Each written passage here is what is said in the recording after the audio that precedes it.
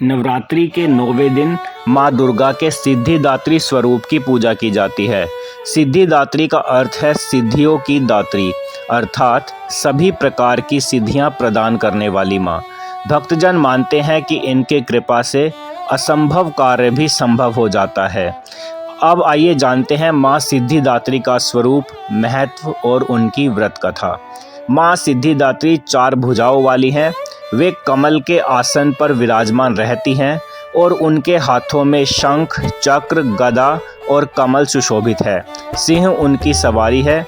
माँ की कृपा से भक्त को 8 प्रकार की सिद्धियाँ और 9 प्रकार की निधियाँ प्राप्त होती हैं।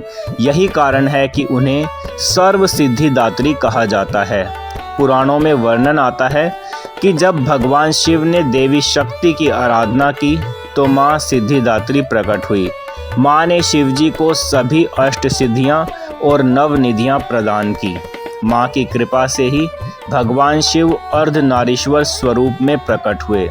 इस स्वरूप में शिव के आधे शरीर में देवी शक्ति विराजमान रहती हैं।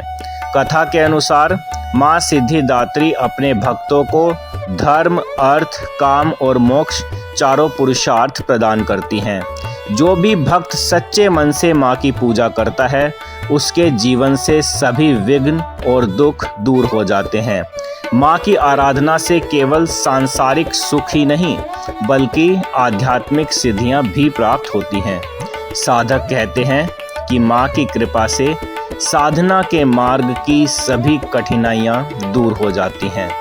नवमी के दिन प्रातः स्नान करके घर के पूजा स्थान को साफ करें, गंगा जल छिड़ककर कलश स्थापित करें और माँ सिद्धिदात्री की प्रतिमा या चित्र को लाल वस्त्र पर रखें।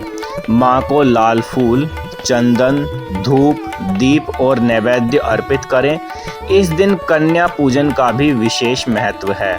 नव कन्याओं को भोजन कराना और उन्हें उपहार देना माँ को अत्यंत प्रिय है।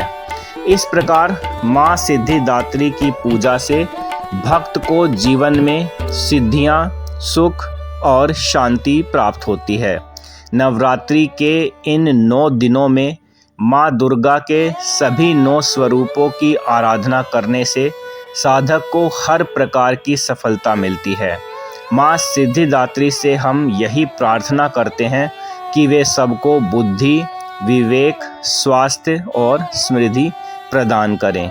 जय माता दी। आप चैनल सब्सक्राइब करना मत भूलिएगा क्योंकि इसमें जो बाकी के नवरात्रि हैं उनकी भी व्रत कथा के वीडियोस आपको मिल जाएंगे। आप चैनल सब्सक्राइब करके जो लॉन्ग वीडियोस का सेक्शन है उसमें जाकर ये सभी वीडियो प्राप्त कर सकते हैं और नवरात्रि के जो अन्य दिन हैं उनमें माँ के अलग अलग स्वरूपों के बारे में जान सकते हैं और व्रत कथा भी सुन सकते हैं। बहुत बहुत धन्यवाद। जय माता दी।